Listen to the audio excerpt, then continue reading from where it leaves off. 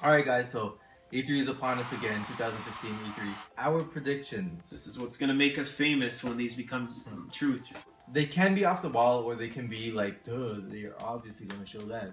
My first one's going to be, I hope and pray that they release GameCube Virtual Console games on the Wii U. You know what? I haven't even thought of that, and I would love that. Yeah. Because they have Wii games They have now. Wii games. Yeah. Okay, do you have one? Yeah, Beyond Good and Evil 2. I'm hoping. I don't know what console it'll be released for. I hope. That's me going out on a limb too. I doubt we're gonna hear anything because I think I go into each E3, and this is my prediction. Every E3 that you're gonna hear something about Beyond Good and Evil 2. Yeah, I'm more hyped for that than I would be for Last Guardian. I think.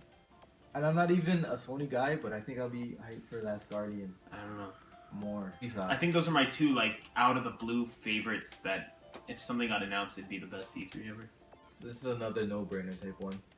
They're going to have a dedicated Amiibo game along the vein of Skylanders or Disney Infinity, and you get to use your little characters, tap them in, level them up. They could even make that a Nintendo Land 2, which I know another YouTuber predicted, Josh Thomas, or someone from Game Explain, which I was totally right behind that, and I think it only makes sense.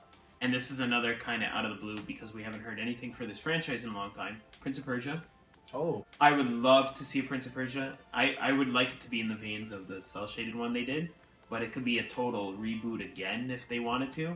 But that's a series I would love to see come back. Another one I have is new Mario Kart 8 DLC. So meaning 4 more cups.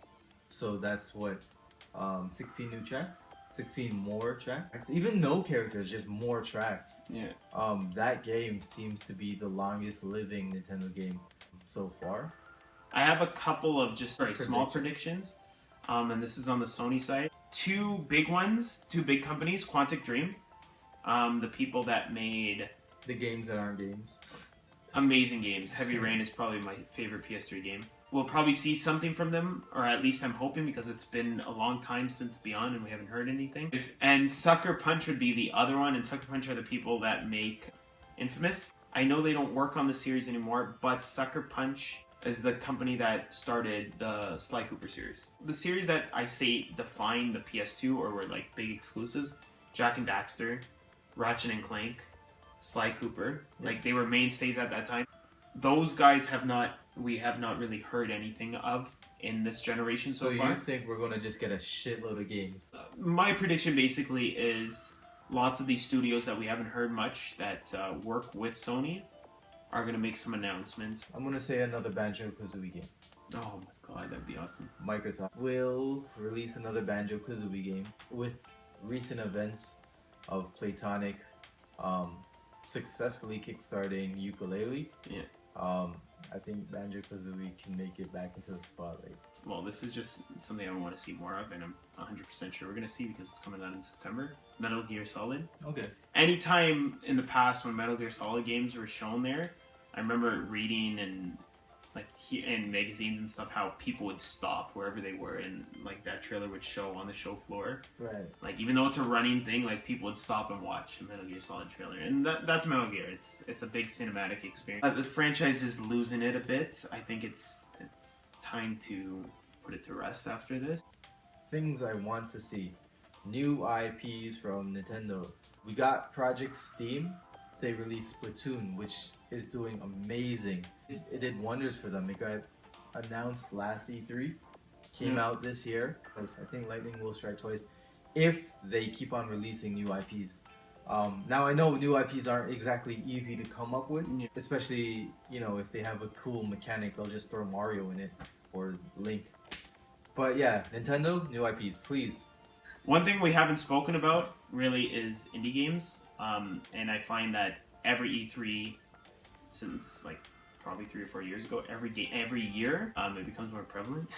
I'm sure we're gonna hear a bunch for all 3 of the systems. Yeah, we might see a Pikmin on 3DS. I don't think it needs it right now. It has trumped the Vita. It has no competition. True. I do think we will see a Pikmin for the 3DS. We've never seen a Pikmin on the 3DS. We got a Smash for the 3DS, so That was a big surprise too. I think this is about time. Speaking of handhelds, the Vita, I'm hoping we'll hear something that might give it some life. And get rid of those fucking flagpoles. Bring back the long jump from Super Mario World. I fucking hate the flagpoles. That's all we're going to talk about today. Yep.